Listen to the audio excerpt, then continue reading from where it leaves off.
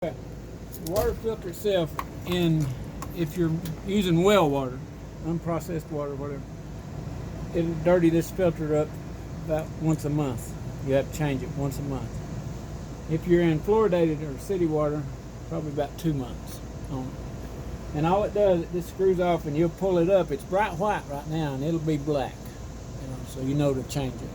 Or if you notice a noticeable decrease in the pressure inside the coach, that's a good sign that the filter is dirty.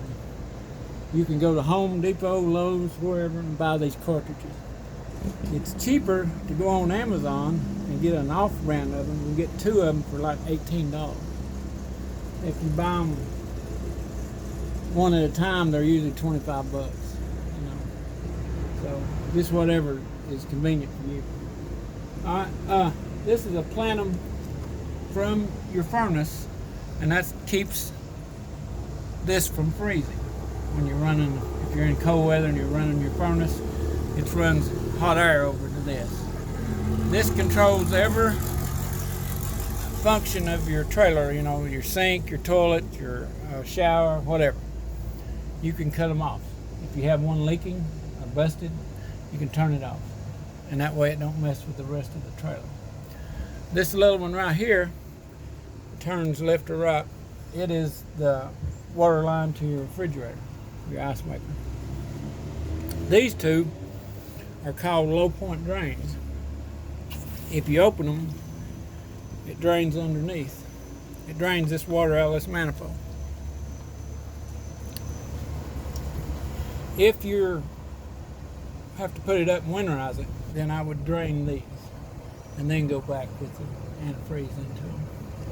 The antifreeze that you buy for an RV does not have glycol in it. It's vegetable based. It won't hurt you if you ingest it. You get it at Walmart, Rural King, wherever you got. Usually costs about $3 to $5 a gallon. It will take you to winterize this trailer. It will take you about 3 gallons of it, and I'll show you in a minute how to do it. Switch right here. There's 2 lights on either side of your hitch out there, 2 LED lights on the bottom of the coach.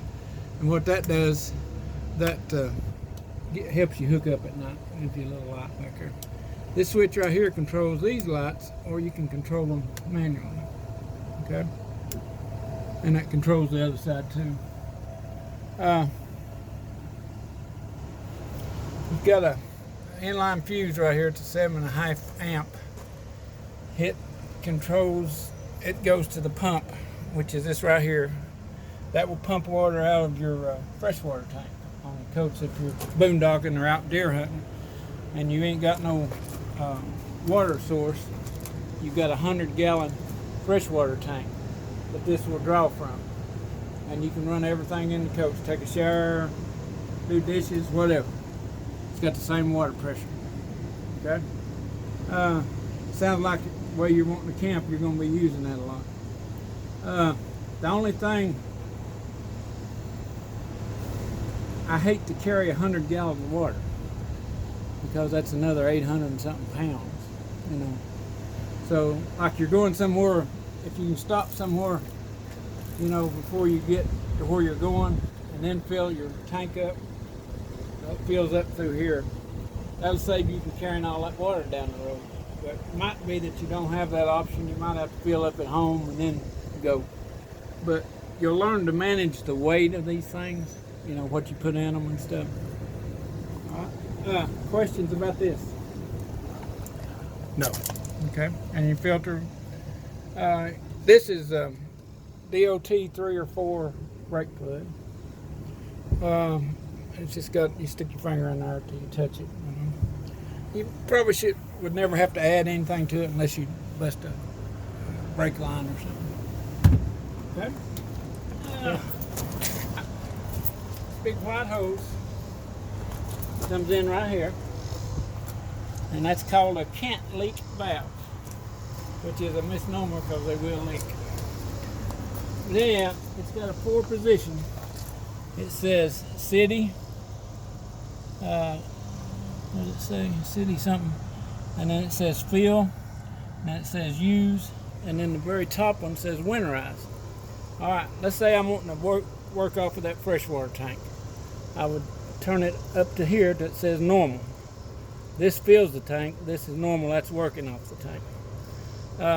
If I'm wanting to fill it up, I turn it down to city fill, put me a water hose to it, turn the water on, and go in there and watch my. You've got a meter inside that tells you how much you got. Like I say, it holds 100 gallons. So if I wasn't going to use that much, I'd put 50 in it, you know. Or I put just enough. If I was going to a campground, I put just enough in it. You had to stop on the side of the road, use a potty or whatever, you know, enough to flush it. Okay. But otherwise, if you're going to be taking deer hunting for a couple of weeks, yeah, you're probably going to put a whole 100 gallon in there. And then you can manage your water by that thing in there tells you how much is in it. Okay. A couple of you probably won't use a lot of water, maybe a shower a day, you know, whatever you use to cook with or whatever. Where you get into water is if you got your grandkids with you.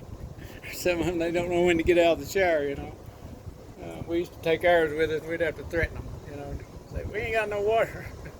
But anyhow, when you turn this valve from city to city fill to normal to top to winterize, turn the pressure off at your valve, at your spigot. They don't want you turning this valve under pressure. So turn the water off, turn it down to fill, go turn the water back on. Turn the water off, turn it over to, it says normal is what it says, and that'll let you turn your onboard pump on and pump out of your fresh tank. Okay? But as long as you got water hookup, you won't use your fresh tank. You know, you only use that fresh tank when you don't have water hookup. Okay? The three things right there, the only one you'll use that says cable because you got an onboard satellite, it bypasses those. And it'll be wired for your bedroom and for your coach. This is an outside shower. It's just a pressure push in. It's just cold water. This one right here is a bypass. If you're winterizing it, you turn it over to bypass to keep from filling this up, which doesn't matter because this is only like a quart tank. We used to do that on the old style because they had 10, 12 gallon tanks, and you would have to fill that darn tank up with antifreeze before you could get anything out of it. You know? So they put the bypass in, that bypasses the water here. These two brass things here, one of them says gray Santa Flush, black Santa Flush. What that do, you hook a water hose to it, and it runs water straight into your gray tank, and then you pull the gray tank valve and just let it flush out, clean out. Now, the other one is black tank. Of course, you can't let it run on the ground. You're going to be hooked up with your hoses and everything, and you just fill it up or halfway up, open it, let it dump, close it, fill it up again, open it, let it dump, close it again. And we give you chemical in your startup kit. If you use that chemical, it's only 2 ounces that needs to be put in when you're using it.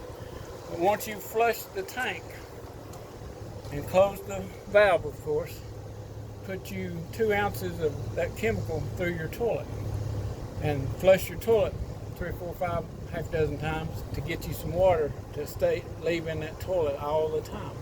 And that chemical will react with the water. It's concentrated, and it will clean your tank when you're going down the road. And it'll also deodorize your tank. That's a 32 ounce bottle, so technically if you measured it out, you could clean your tank 16 times. Most people, and me included, just take the lid off, say 2 ounces, you know, put it back. So, got to run out. Okay, now you got 30 more seconds. Okay. Well, the other thing in here is this. We're gonna have to fix that. That's hanging off. You've got a hookup light right here, and then a 110 power out, and then this black thing is you can turn the pump on out here, or you can turn the pump on from inside. Are we still going?